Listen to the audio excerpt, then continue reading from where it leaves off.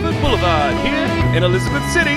It's Centre Stage. And here's your host, Andrew Russo. Hello, ladies and gentlemen, how are you? Wow. G'day. Well, ladies and gentlemen, welcome to Centre Stage. I'm your host, Andrew Russo. We're coming from the Shedley Theatre in the heart of Elizabeth, South Australia. Welcome. We have a very special episode for you tonight. It'll feature the talented Anthony Melchiorri. If you haven't already done so, please follow us on social media. We are on Facebook, Instagram and YouTube. Our website is theshedley.com.au. Well, let's welcome the Shedley Band.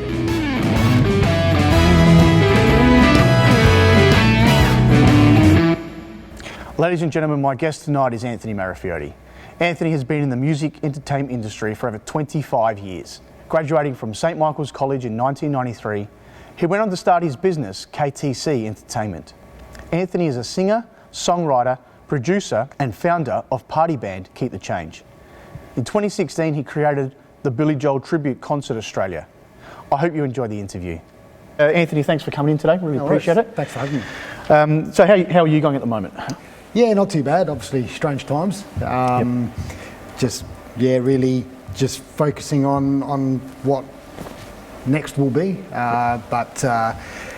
Just riding through it and taking it as it comes. I want to go back right to the start. How did it all really begin for you as a young boy growing up? Where did your love for the passion in the music come from? Ever since I can remember, I just loved to sing.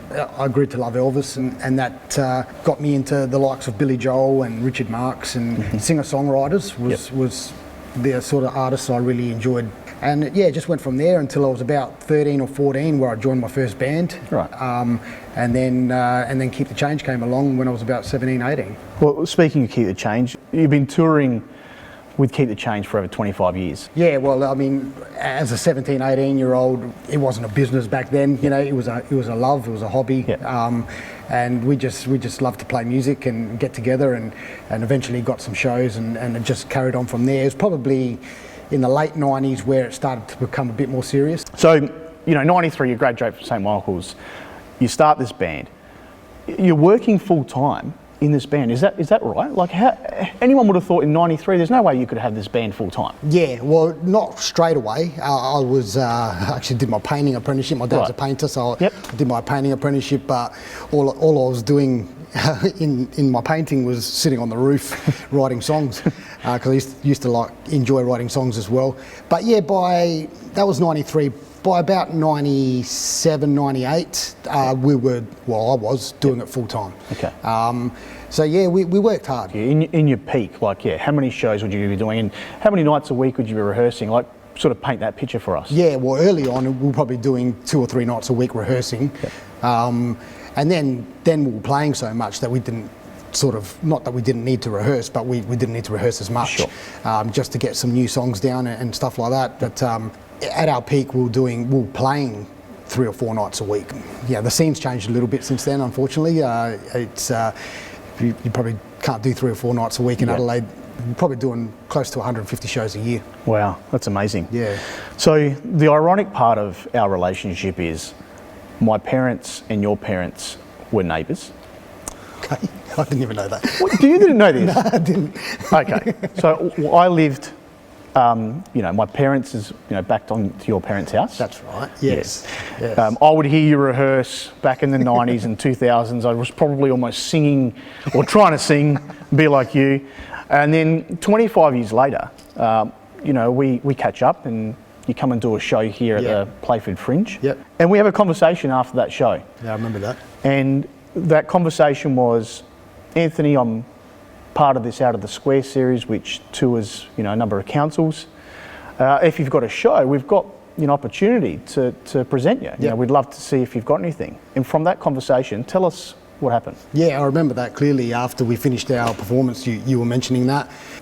The first ththing that came to mind, because it was been on my mind for a fair while, was Billy Joel. And I said, what about Billy Joel? And I remember your eyes lighting up because you knew the demographic of the Out of the Square series, and it was going to be perfect. And so I sort of threw myself in the deep end a little bit because we almost signed, sealed and delivered it on the spot. We did, yeah. And I thought, oh Christ, now I've got to Well, I wasn't worried because obviously, touring or doing shows for 25 years is keep the change. I knew professionally you were going to be able to deliver a show. And I didn't even know at that time it was an idea. For me personally, I thought, oh, yeah, of course, you've got this ready to go. Just come into the theatre and roll it out. But you pitched it at the presenters, the showcase that we do each year, so the South Australian Presenters Association. From there, I think you came and did a rehearsal in the theatre, and then you toured it. There. Yeah, that's right. Well, after our conversation, and we sort of locked it away. I think we had a few months before needed to go and pitch it and that sort of stuff. So I worked pretty hard behind the scenes, especially with the Billy My Life show, which was synced up to Vision, and it was telling the story of Billy Joel. So there was a bit of work to do behind the scenes. And that's where I want to sort of go to next. You tour the 2 weeks for the Out of the Square. The feedback was unbelievable. And that for me, I felt a sense of achievement in that. Here we are having a conversation a year ago. Yeah, that's right. And I see you roll this show out, and I almost felt like part of that journey. Yeah, very much so. Very much so. So for me, I was like, this is excellent. I'm really, really happy that Anthony's been able to sort of start living this idea of presenting this show.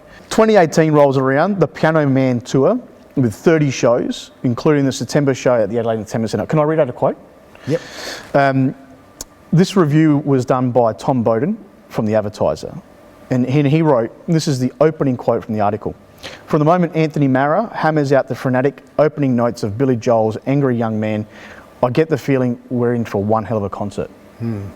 Yeah, I remember it was 2 days after the show, I think, or maybe the next day, and someone said, oh, there's a review in the Advertiser, and I thought, oh God, you get nervous about reviews. When I saw that first line, I thought, oh wow. Where were you at this point? The Entertainment Centre show? Yeah. I mean, 2018, the September show, this amazing review. Yeah. Was the Billy Joel show on the map already, or? It was a good time because I think, like I say, Father's Day, so that's September. We'd been touring since March that year. Yep. So we were tight. We were really on top of our game. So it was a good time to have that show on such a big venue like the Entertainment Centre. And I must say that out of all the shows that I've done, that one there, for some reason, I was the most nervous. So October, I get you back again for our Festival of Tributes. The band got a standing ovation here in our function centre as a cabaret show. So this is the second time we've presented you. We'll get to the third one shortly, but as you said, by then you guys was just so tight, it was a well-oiled machine. So 2019, the Billy Joel My Life tours as the 70th birthday of the Piano Man. It's an Australia-wide tour, again, another 20 plus shows. Yeah. Talk us through 2019. Yeah, no, it was great. We started going a bit more regional, which was awesome. It was great. We were celebrating Billy's 70th birthday in 2019, and it was just good fun. We were just confident by then that we knew we were just going to bang out a good show and people were just going to love it. Going back to 2017 when we started playing the theatres, I remember some of the guys in the band and some of the management and that they were like really surprised people got up and danced in theatres because most of their shows they've been involved in, golf clubs, nice and whatever. But where we'd sort of really got people out, which my background is that, the pubs and clubs and that we want to get people up and dancing and having a good time, How great is that to see? Oh, it's awesome. It's awesome. It just that people just don't want to sit. They want to get up and just have a great time. That's right. And I couldn't imagine just sitting down listening to that music either, without, it sort of makes you want to move. And iconic music that people just want to express themselves, So it's been really good. So 2019, we have a bit of a chat again. Like other theatre venues, I'm programming for 2020, and I say to you, I'd love for you to come back. Well, what can we do a little bit different?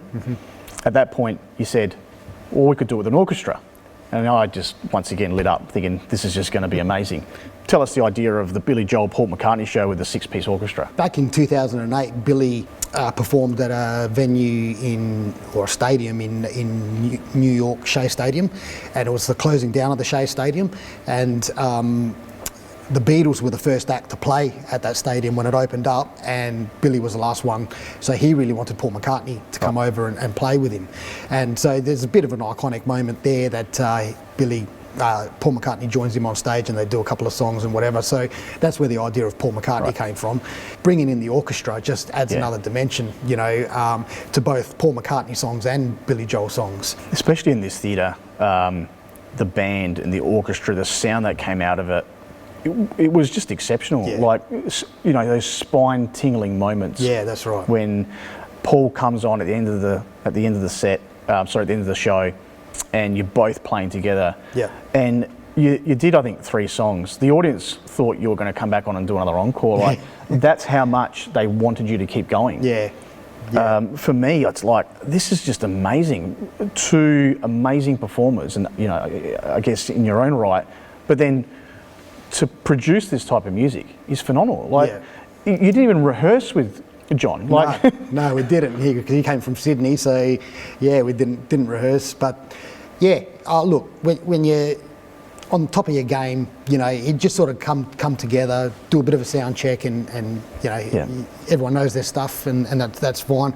But yeah, I think rehearsing and that is more for the dynamics, to get the dynamics with each other, rather than the music itself, for sure. So, 2020 was a big year for yourself and the Billy Joel show. We talked a little bit about it earlier. The show's, hopefully going into 2021. What does the next 6 months look like for you and beyond that? Yeah, well, just before we got all shut down, we just performed with an Elton John guy as well. Yep. So we're really keen to keep that going as well. Yep. The Billy and Elton, which was iconic in itself. They toured together for 10 years. Yeah, it's just a bit of a waiting game and see how it pans out. But yeah, we're definitely not done. What does the Shedley mean to you? It dates back to Keep the Change, like we mentioned before, doing a couple of corporate shows. I see it as the stepping stone for the Billy Joel thing now. Yeah. Like I say, going back to our conversation, and to have something like this in the suburbs of Adelaide is fantastic. Yeah. There's not too many of them of this quality, especially, and it's a real heartwarming place for me. Well, we're happy to have you here, and I'm happy to hear that it was a beginning of something for you. So I feel very privileged to be a part of that as well, I guess. So. If our audience want to know more about the Billy Joel show or even Keep the Change, tell us where can we find you? With Billy Joel, we've got a website, billyjoeltributeoz.com.au, and then obviously the social medias, Facebook and Billy Joel Tribute Concert Australia, and keepthechange.com.au, as well as socials as well. So, great. Yeah. Anthony, thanks for coming in. No worries. It's been a really great chat. We could probably talk for hours about a whole bunch of stuff. I wish you all the best in 2020 and 21, and I think our audience can't wait to see the Billy Joel show back in 2021, so we'll have to have a chat about what we can do then. Yeah. But as I said, all the best, and thanks for coming in. Thank you for having me. Cheers. Well, thanks for joining us tonight. Our next episode will be available on Friday the 31st of July. As they say in show business, break a leg. Good night.